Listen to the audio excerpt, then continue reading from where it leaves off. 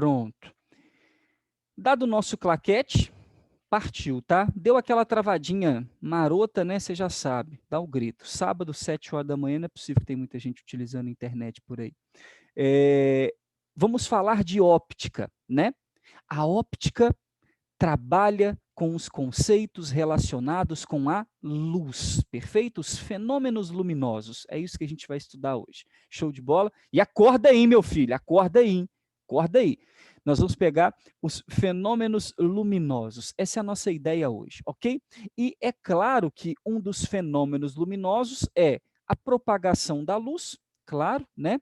A reflexão, absorção, refração, e com isso nós temos os instrumentos ópticos, porque um dos maiores fenômenos ópticos que nós temos é a visão, é o enxergar, é a óptica da visão. E por que eu enxergo? Porque a luz toca num determinado objeto e reflete nos meus olhos. Tocando nos meus olhos, a luz repleta de fótons, lembra disso? A luz não é um espectro contínuo de energia, mas sim formada de pequenos pacotes de energia que eu não consigo nem observar, não ver de tão pequenos que são, mas são pacotes de energia chamados por Einstein de fótons. E esse espectro descontínuo, quando toca no meu olho, ele ativa o meu olho, que por sua vez é chamado de fotossensível. Olha que demais! Então, ao atingir os nossos olhos, ok? Nós vamos ativar e vamos interpretar essa imagem que chega aqui.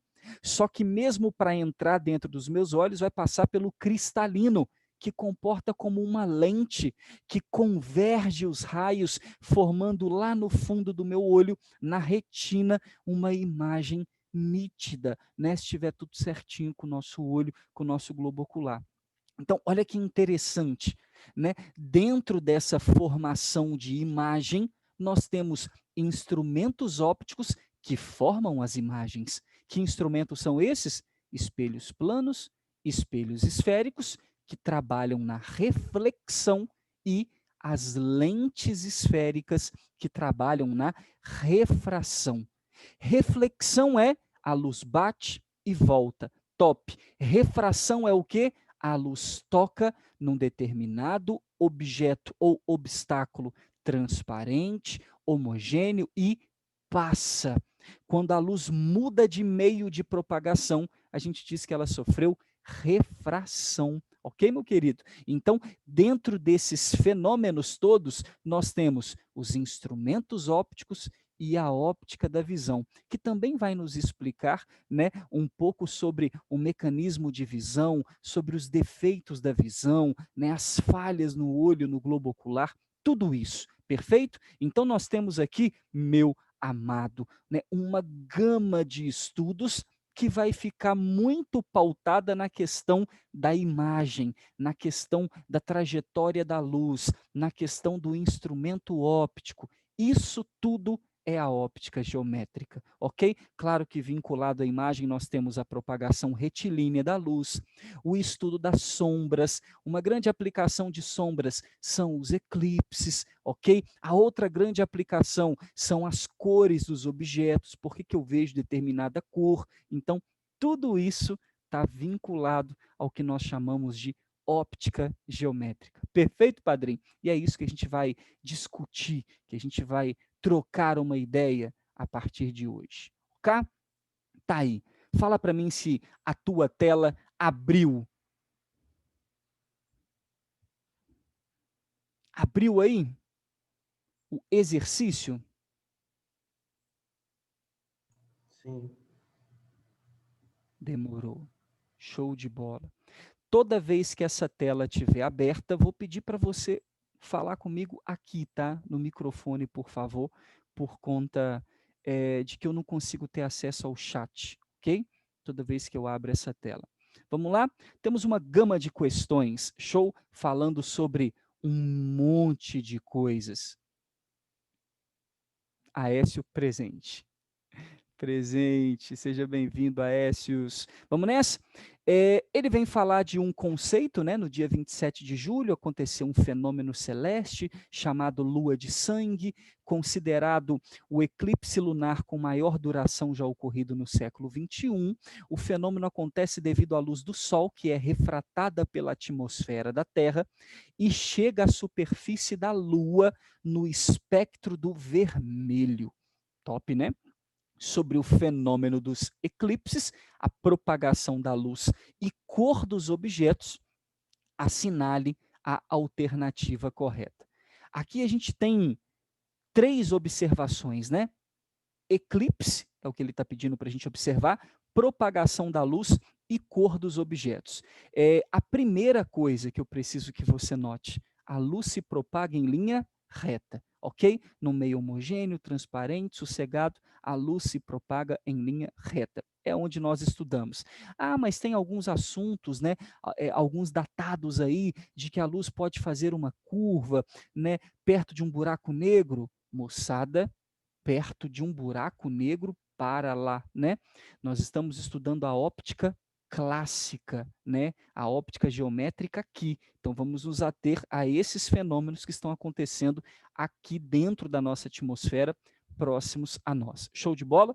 Primeira coisa, o que é o eclipse? O eclipse é quando alguém tampa ou o Sol ou a Lua. Por isso nós chamamos de Sol eclipsado ou Lua eclipsada. É uma sombra que é feito, ok? Por isso é dito eclipse solar ou eclipse lunar. A configuração dos nossos eclipses, deixa eu voltar para cá antes da gente ver as nossas alternativas aí. Isso, estamos de volta, a galera está chegando aí, vamos admitindo o povo. A configuração básica dos nossos eclipses acontecem da seguinte forma, né? Aí, Sol, Terra e Lua. Fala para mim que eclipse é esse?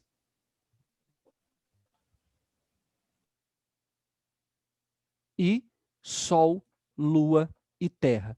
Aqui na configuração dos raios solares partindo aqui do Sol, veja, vão encontrar um obstáculo na Terra e por isso nós, aqui na Terra, principalmente a galera dessa região, que eu vou cobrir aqui de azul escuro, que é a galera que está na noite, perfeito? Afinal de contas, nós temos aqui do lado de cá o dia, porque está voltado para o Sol. Muito obrigado, Luiz, já respondeu aí para a gente.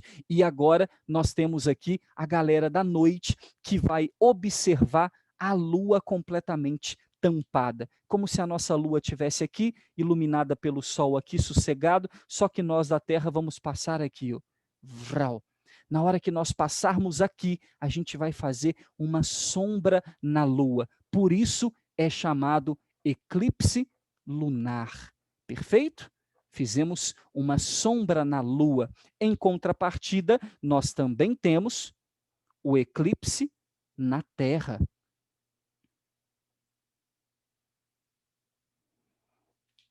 Que inclusive, devido a Lua ser menor do que a Terra, né, nós costumamos ter um eclipse aqui que chega a formar regiões completamente escuras de sombra, né, sombra e penumbra à sua volta, que seria aquela meia sombra, né? Metade do Sol ilumina aquele lugar, a outra metade está eclipsada.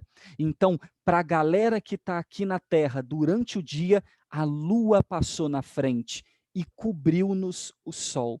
Então, aqui nós temos o eclipse solar, que tem 2 observações muito importantes mesmo, que é a Lua estando muito próxima de nós, da Terra, ou a Lua estando mais longe de nós. Nós chamamos isso de perigeu e chamamos isso de apogeu.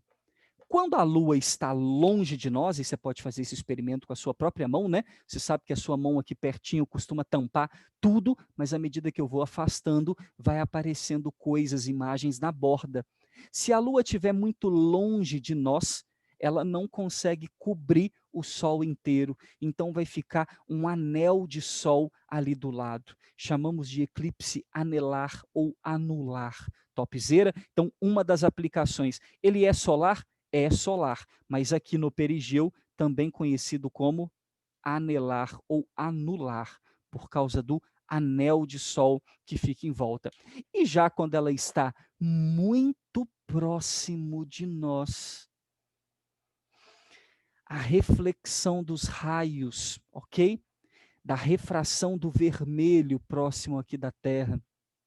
Essa reflexão volta na Lua, iluminando essa Lua que está toda escurinha, né? Toda tampadinha ali, porque perceba, esse lado da Lua, vamos dividir ela aqui para você, o lado que está voltado para o Sol é o que está iluminado, né? Cheia, e o nosso lado aqui está escurinho. Esse lado vai receber, ok? Um bocado da radiação vermelha aqui da Terra e vai ficar com uma coloração avermelhada. Aqui nós temos dois fenômenos, né? O primeiro fenômeno é a superlua, porque somente quando ela está no apogeu é que eu consigo ver ela grandona e tudo mais.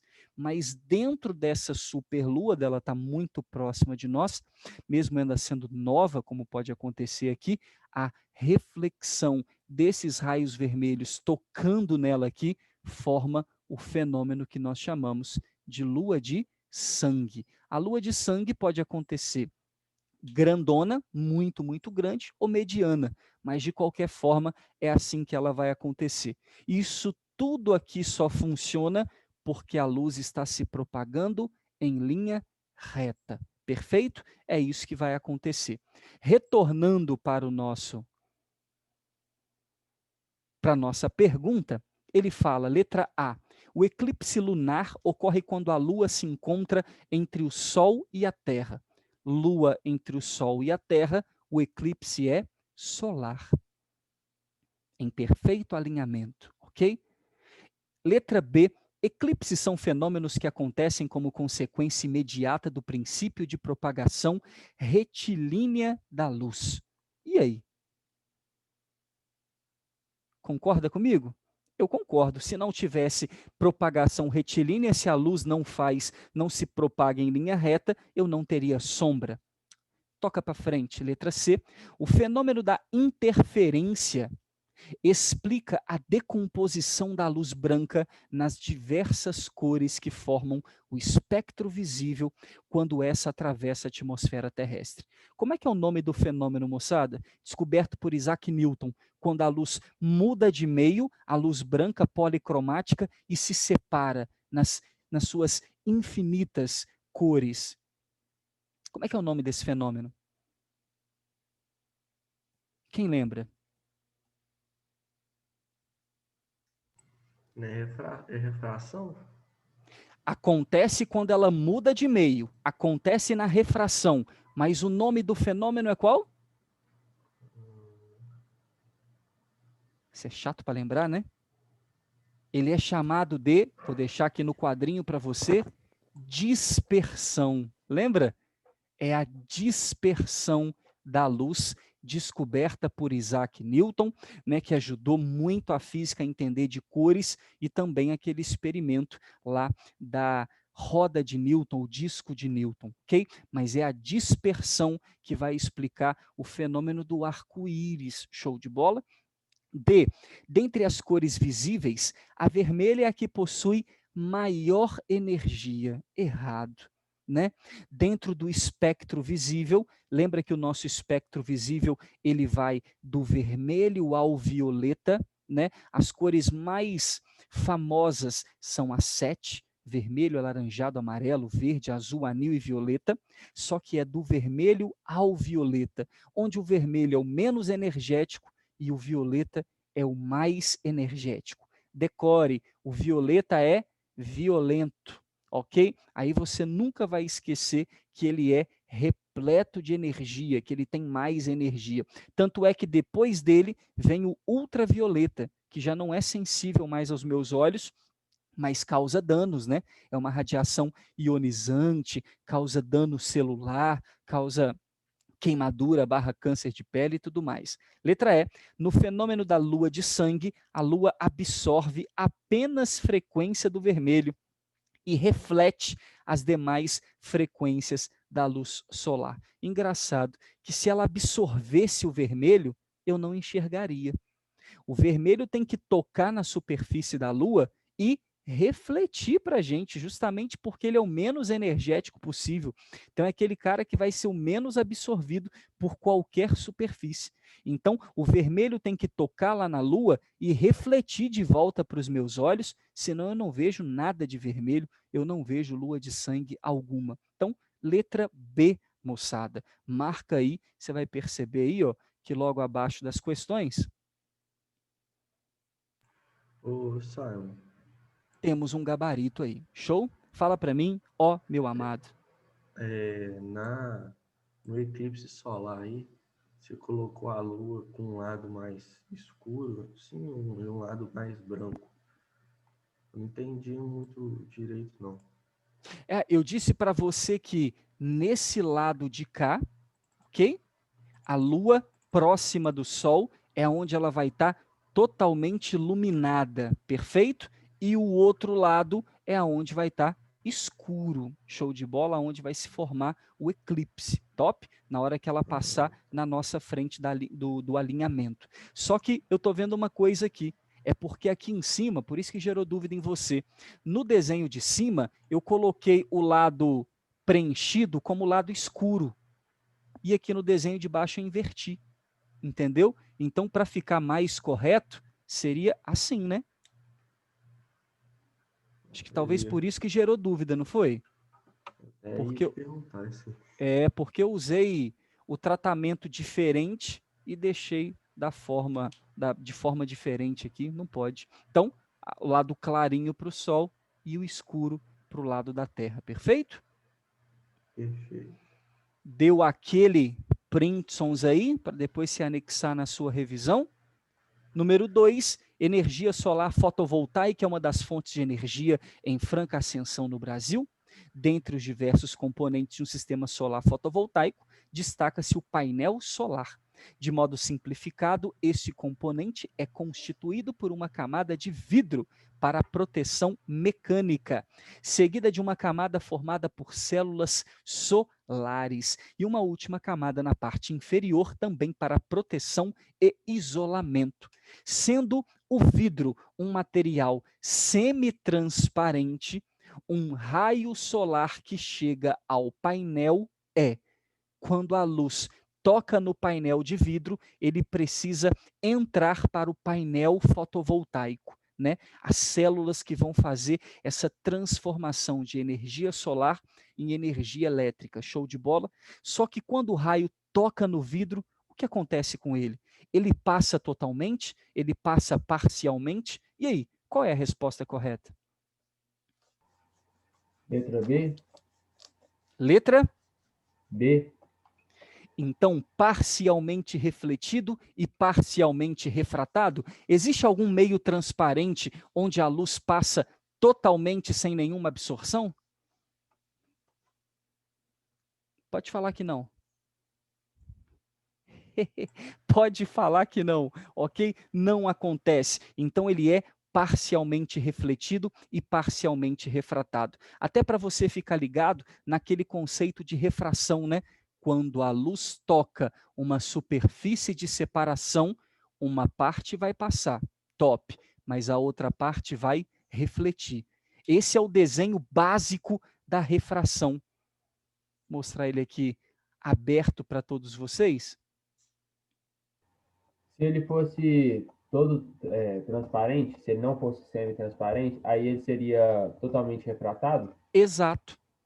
Exato, se ele fosse 100% transparente, só que a gente não tem esse meio, né? A física ainda não descobriu esse meio. E vários outros, né, que a gente procura com relação à ideia de energia 100%, nenhuma perda de energia, nada disso acontece. Então nós temos, ó, o raio incidente, o parcialmente refletido e o parcialmente refratado, ok? Estudaremos mais disso daqui a pouco. Ó, A Luísa tinha respondido aqui, a galera está respondendo no chat, e eu estava na tela aberta lá, eu não consegui ver, ok? A resposta de vocês, me perdoa, tá bom? Luísa mandou uma dispersão aqui, eu não vi.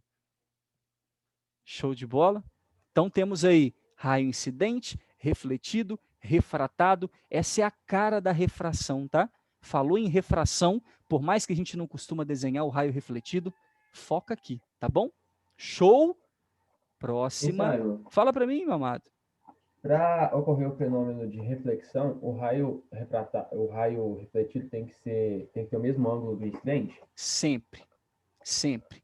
Isso, por favor, nos meios que a gente chama de reflexão regular, nos meios lisos e polidos, que é o que a gente aplica aqui na óptica, ok? Mas bater e voltar já é reflexão, tudo bem?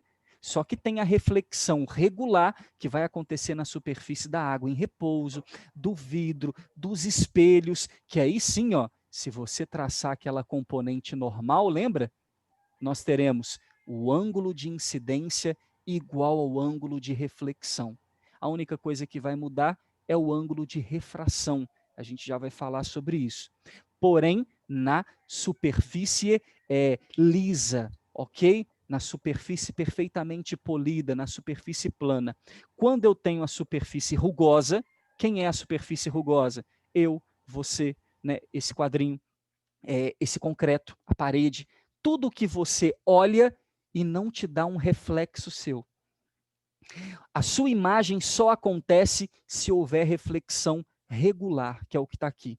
Aqui acontece o espalhamento de luz, muito comum nos simulados, tá? Não sei se já caiu alguma coisa para você, mas a luz chega, toca na superfície e se espalha pela superfície, reflete para todo lado. Isso é a reflexão irregular, também chamada de difusão. E ela é maravilhosa, tá? Ela é importantíssima para nós, porque é graças a ela que nós temos a formação de cores, né? Graças à difusão que os raios eles passam por toda a superfície e me dão a cor, a informação de aonde a superfície está. Sempre gosto de lembrar os meus alunos, existe uma diferença muito grande entre a superfície irregular e a superfície regular. É que eu consigo ver onde ela está. A irregular, a difusão, ela se espalha por esse quadrinho e eu consigo dizer para você, ó, aqui está o quadrinho. Agora, se eu tiro esse quadrinho daqui, tiro essa parede daqui, boto uma parede de vidro para dar aula para você aqui, fica um pouco complicado, não fica? Saber onde começa o vidro, onde não começa o vidro?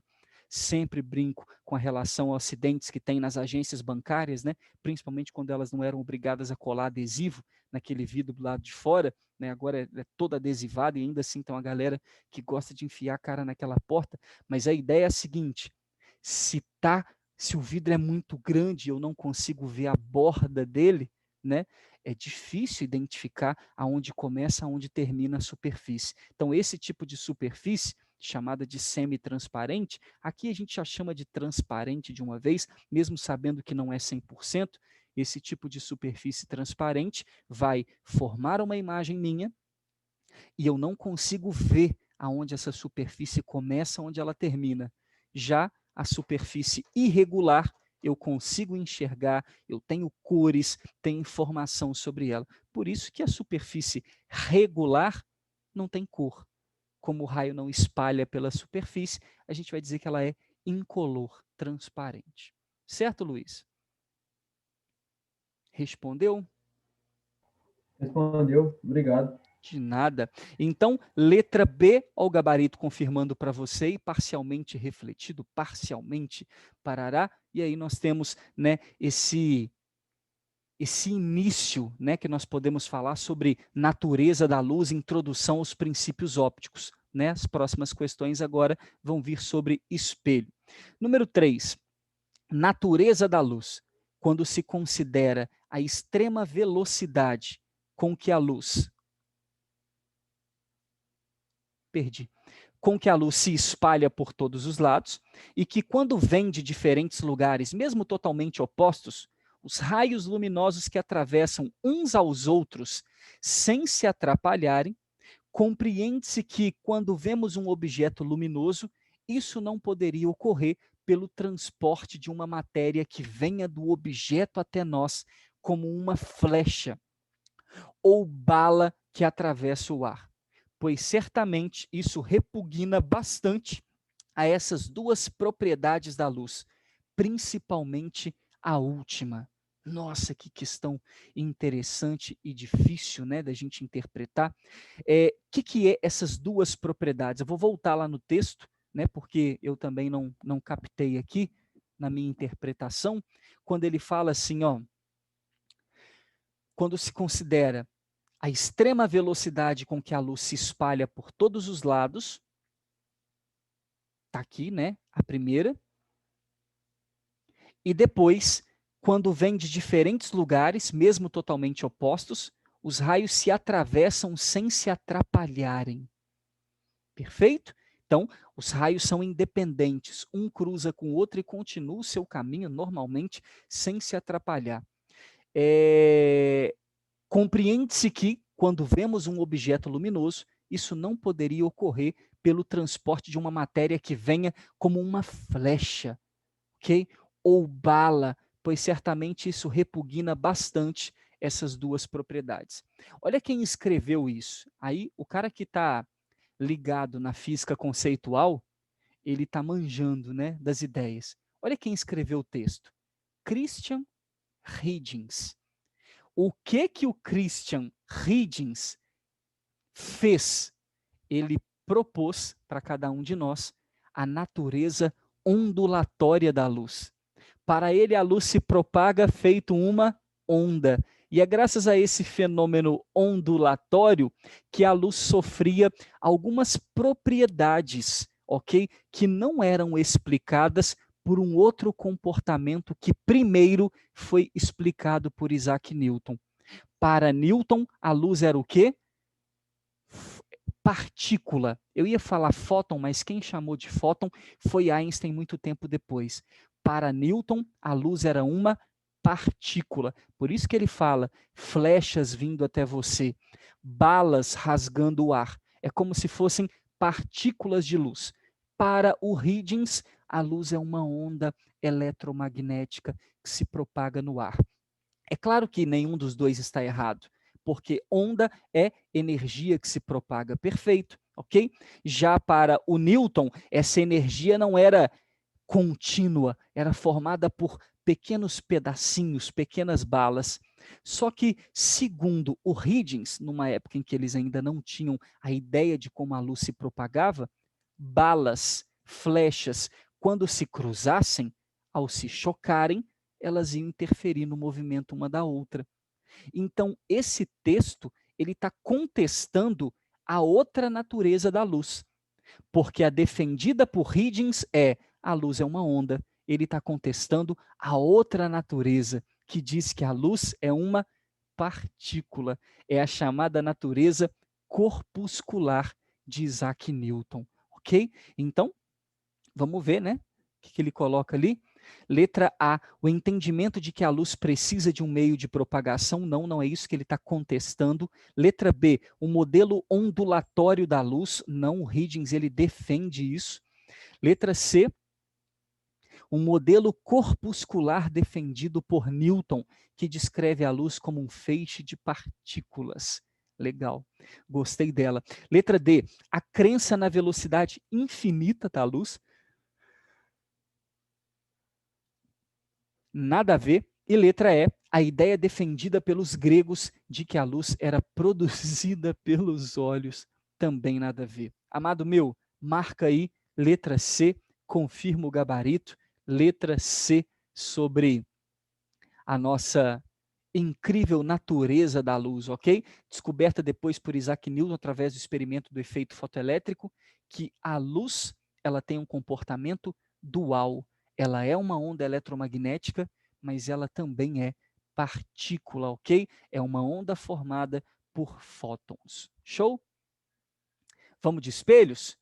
Mudando a nossa área aí, um pouquinho sobre aplicação dos espelhos planos.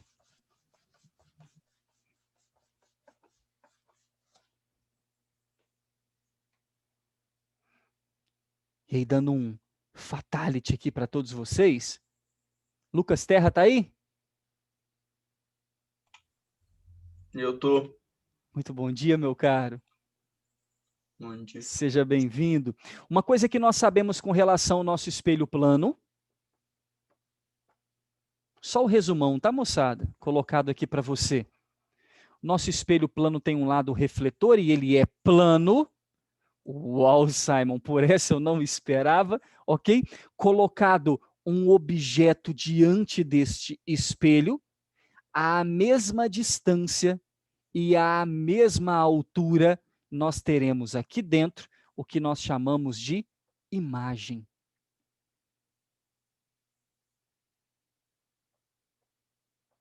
Ok? Então temos aqui o que nós chamamos de objeto, o que nós chamamos de imagem. O nosso espelho plano é o cara que vai conjugar imagem perfeitamente simétrica. Então temos aqui uma altura do objeto e uma distância do objeto até o espelho, uma altura da imagem, uma distância da imagem até o espelho, e nós podemos escrever HO igual a HI, DO igual a DI. Características principais dessa imagem. A imagem é virtual. O que significa isso? Formada dentro do espelho, ou seja, não pode ser refletida, não pode ser projetada, ok? Isso é a nossa imagem virtual. Além disso, ela é direita, porque tem a mesma orientação vertical do objeto de cabeça para cima, imagem de cabeça para cima, e além disso, claro, é de mesmo tamanho, também chamada de igual em alguns livros. Não gosto de usar a palavra igual, porque essa imagem também é chamada de enantiomorfa. Alguém sabe dizer o que significa o enantiomorfa?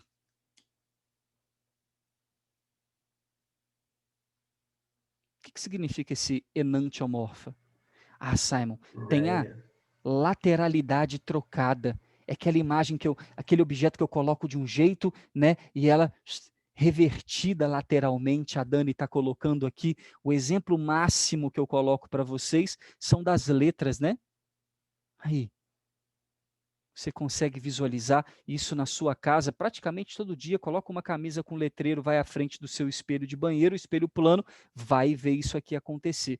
Isso é imagem com lateralidade. Olha lá, peguei na lateral do F e lateralidade trocada. Isso, lateralidade trocada, é o mesmo que a figura enantiomorfa. Show de bola? Por isso, virtual, direita, mesmo tamanho e lateralidade trocada são as propriedades que nós temos. Perfeito? Baseado nessas propriedades, são algumas, né? Faltam duas para a gente falar aqui, mas a gente vai falar fazendo as questões. Ele diz assim: para fazer sua escova progressiva, procedimento que já esteve em moda para as pessoas mais vaidosas, já esteve? Jéssica está sentada na cadeira do salão, com o rosto a 1,4 metros do espelho plano e vertical. A sua hair design está posicionada a 60 centímetros mais distante do espelho que a sua cliente. Então é possível afirmar corretamente que a distância entre imagem da hair design e Jéssica vale em centímetros. Para você visualizar, vou usar o nosso mesmo. Vai cortar a qualquer momento aqui, você muda para o link 2, tá bom? Cortando aqui, a gente vai para o link 2. Já podemos até ir para lá de uma vez, que está menos de 1 minuto.